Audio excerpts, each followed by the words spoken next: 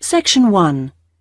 You will hear a woman called Mrs. Reynolds being interviewed by a police officer about an incident she saw the previous evening. First, you have some time to look at questions 1 to 5.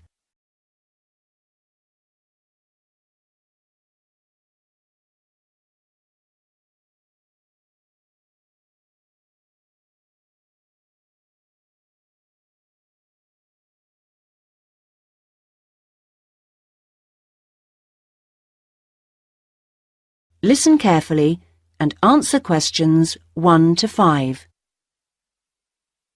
Well, if you can just tell me everything you remember. It doesn't matter how trivial it seems. What may seem unimportant to you may not be unimportant to us. OK, I'll do what I can, officer. Well, as I said, I'd just come out of the cinema on the high street, so it was about 8 o'clock, just before 8, in fact. I'd been to see a film with a friend, and she'd just gone off home. So I was just standing there wondering what to do, whether to go and have a cup of coffee somewhere or not. I was just standing there, minding my own business, when I suddenly heard someone shouting directly opposite me outside the library. Not screaming, just shouting. It sounded like the voice of an elderly woman. "They've got my bag! They've got my bag!" she was shouting. Then these two men raced past me, going like the wind, straight down the street and round the corner into West Street. It all happened so quickly, I think they must have had a car waiting for them there, because I heard one drive off at top speed. Well, I didn't know what on earth to do, whether to try and chase them, whether to ring the police, or whether to go and see if she was all right. Another woman was running up behind me, so I shouted back at her to go and call the police. Anyway, when I got to the woman, she seemed to be all right, thank goodness. A bit shaken, but OK. I think I was much more upset than she was. But all in all, she was pretty calm. I don't think I would have been, but apparently it had happened to her once before, so maybe that's why. You know, I've got a friend who refuses to go out alone anywhere after 6 o'clock now. What's this town coming to? Before you hear the rest of the conversation, you have some time to look at questions 6 to 10.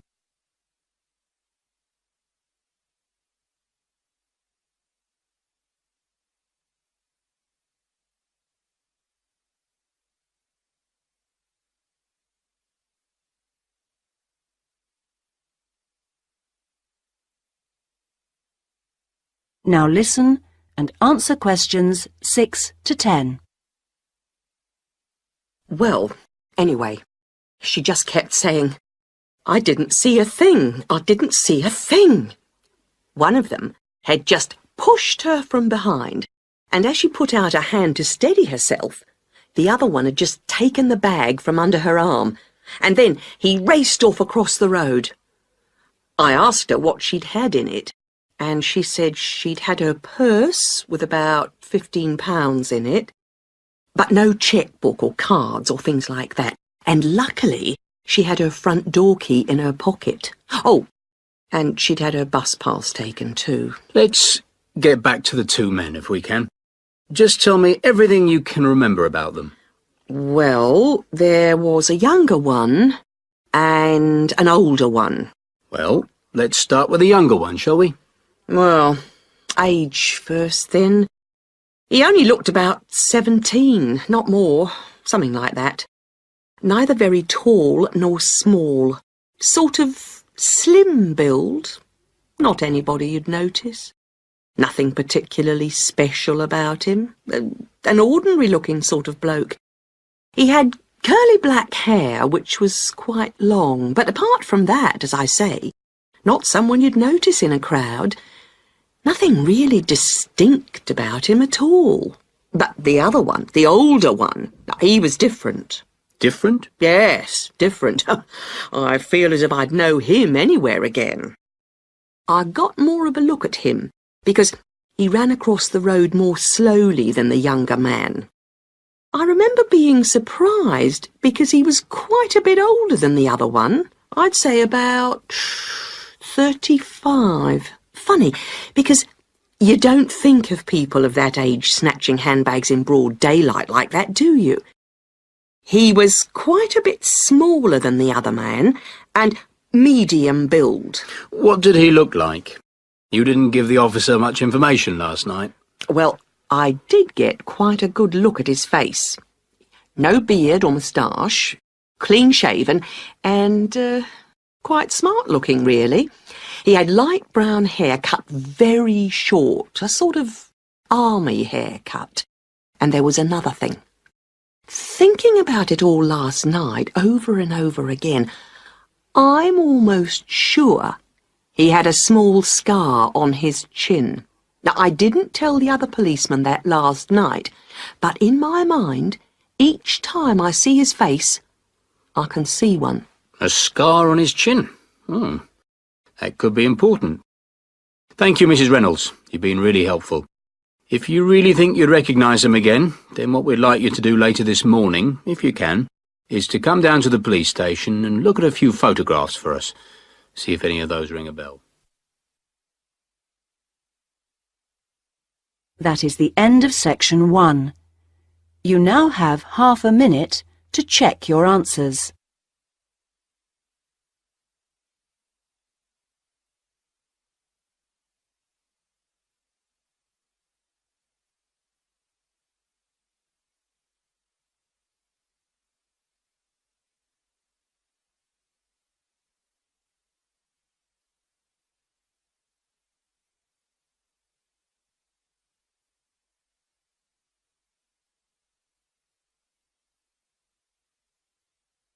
Now turn to section 2. Section 2. You will hear a recorded message giving information about an English hotel. First, you have some time to look at questions 11 to 15.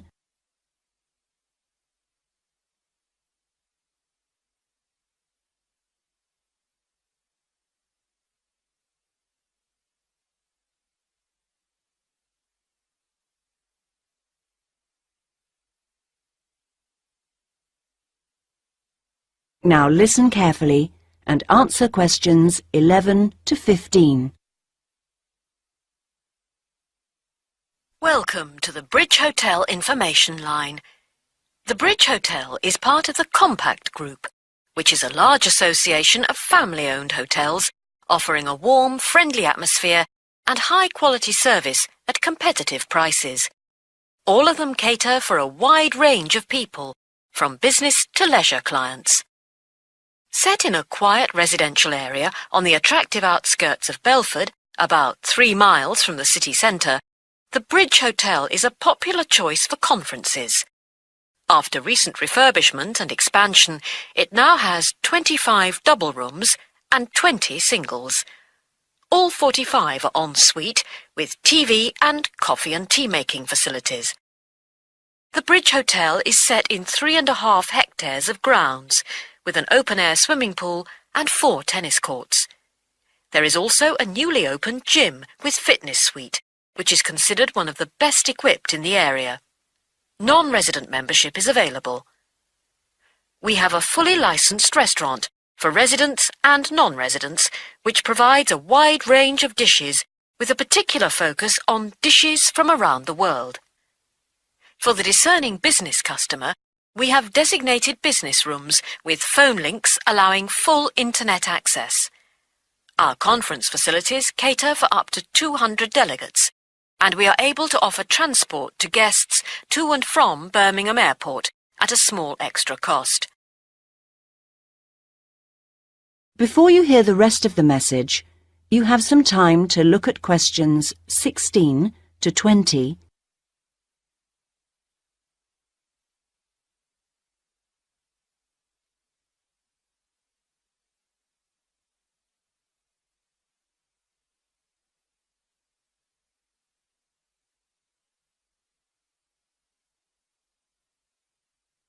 Now listen and answer questions 16 to 20.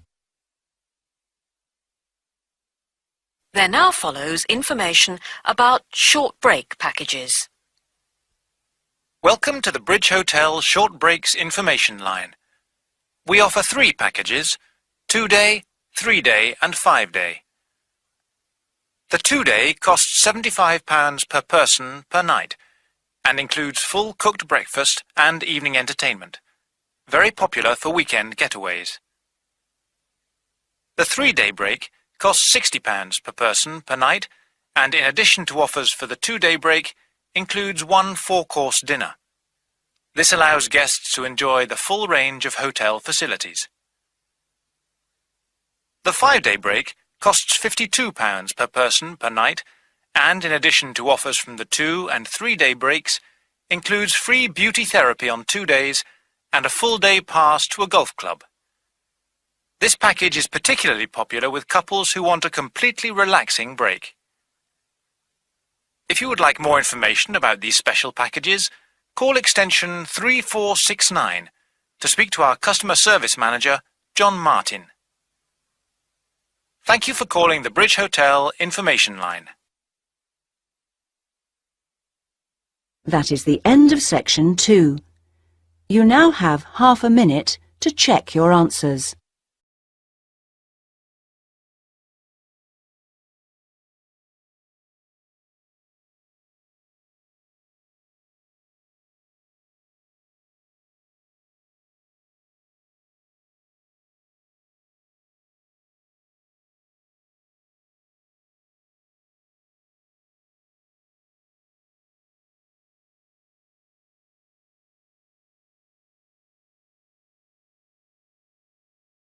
Now turn to section 3.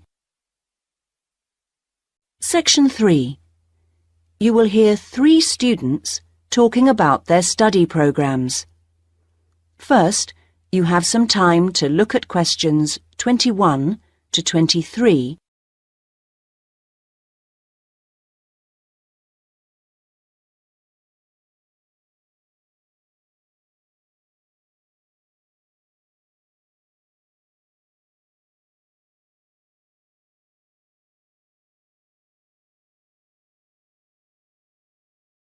Now listen carefully and answer questions 21 to 23. Hi, Elaine. I was hoping I'd see you here. How are things? All right. You? Not bad, but I'm beginning to worry about that assignment. What, the one on theory and practice? Yes. When's it got to be in by? Next Thursday. And I just can't get to grips with it. Yes, it's a tricky one. I'm hoping to get down to it over the weekend. I'll tell you what, there's Dinah. Let's see if she has any pearls of wisdom on the subject. She took the theory and practice option last year, didn't she? And got an A+ for it, I think. How does she do it? Oh, let's ask her. Hi, Dinah. Hard at work? Not exactly. The lecture's just been cancelled, so I've suddenly got a free morning on my hands. Oh, that's lucky. You've met Neil, haven't you? Yes. We were just talking about the theory and practice assignment we've got to hand in next. Can we just pick your brains a moment? How far have you got with it? Well, still at the reading stage, really. Are you? Well, one bit of advice I definitely give is not to spend hours wading through that massive volume by Jesperson. It really isn't very helpful. I think the only reason they keep it on the reading list is that the library has got so many copies of it. Personally, I found the essential source was Parisi.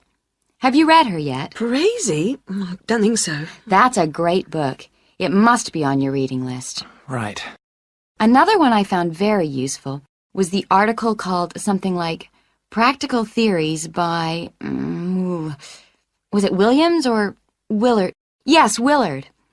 Also, if you want to look at case studies, that small book of Ron Brown's has got some interesting stuff in. You know the one I mean? Ron Brown. Yes, I looked for it in the library, but it was out on loan. Before you hear the rest of the conversation, you have some time to look at questions 24 to 30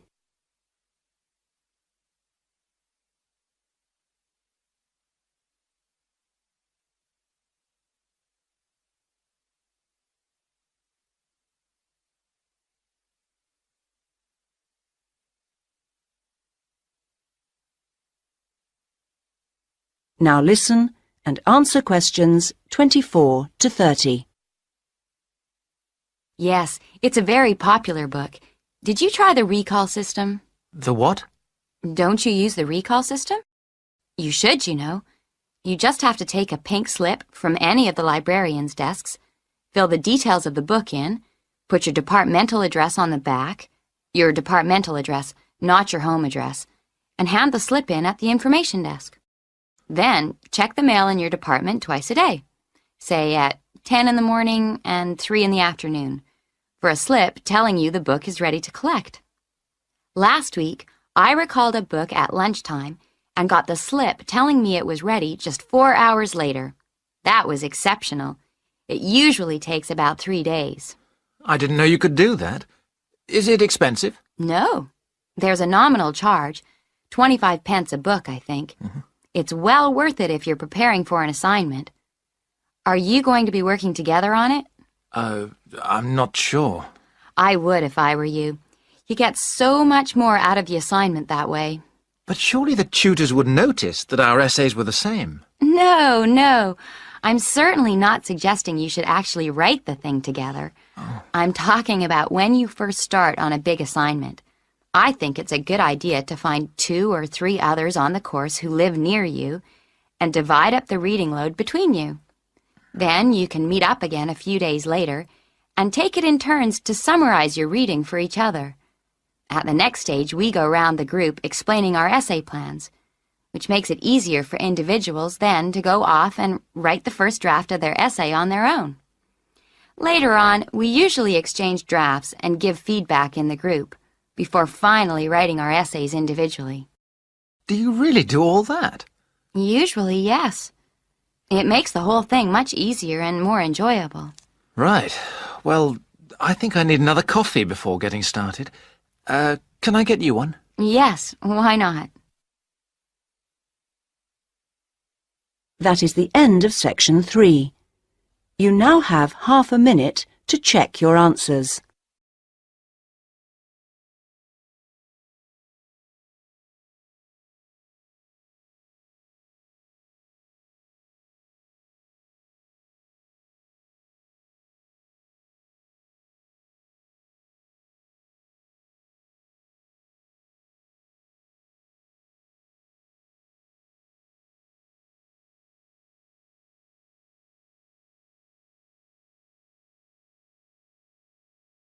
Now turn to section 4. Section 4. You will hear a talk by a university lecturer in Australia on a type of bird called a peregrine falcon. First, you have some time to look at questions 31 to 40.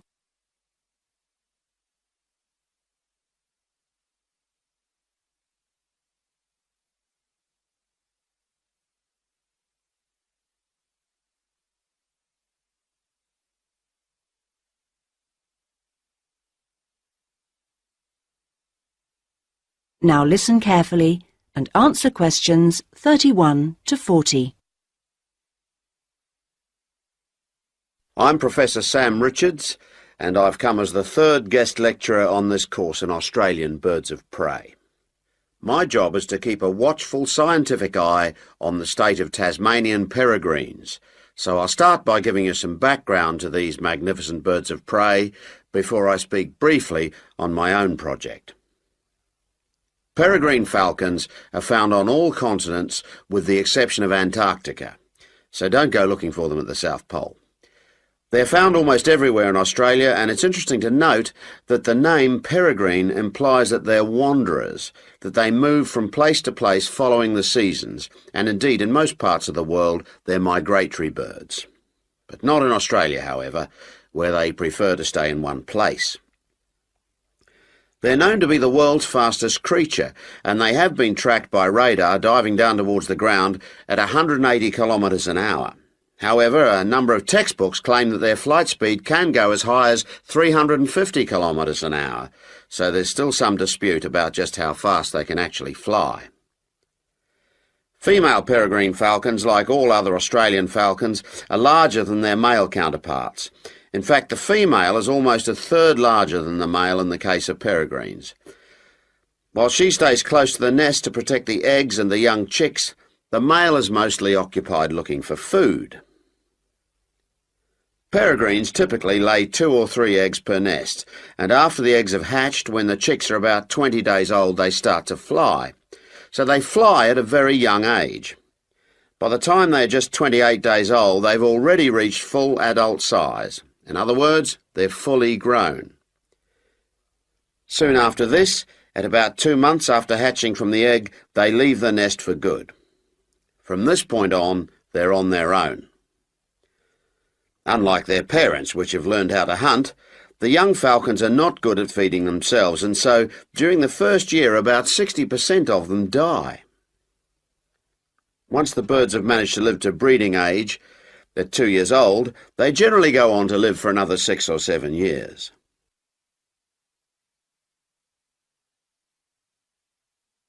When we come across nests with young chicks, the first thing we do is catch the chicks before they're able to fly. We have to catch them at an early age. We then attach identification rings to their legs. These rings are made of colour-coded aluminium, and they allow us to identify the birds through binoculars later in their lives. Thirdly, because we need to know how many males and how many female chicks are being born, we note the sex of the chicks. Noting the sex of the birds is a vital part of our research, as I will discuss later. The next thing to do is to take a blood sample from the chicks. We take the blood sample so that we can check the level of pesticide in their bodies. Peregrine falcons can build dangerous quantities of pesticides in their bloodstream by feeding on smaller mammals, which in turn feed on crops grown on farms where pesticides are used.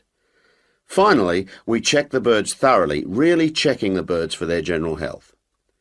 This whole process only takes a few minutes. In fact, most of our time in the field is actually spent trying to find the nests, not on the data collection itself. Well, that's all I have for you today. If you'd like to do some further reading... That is the end of section 4. You now have half a minute to check your answers.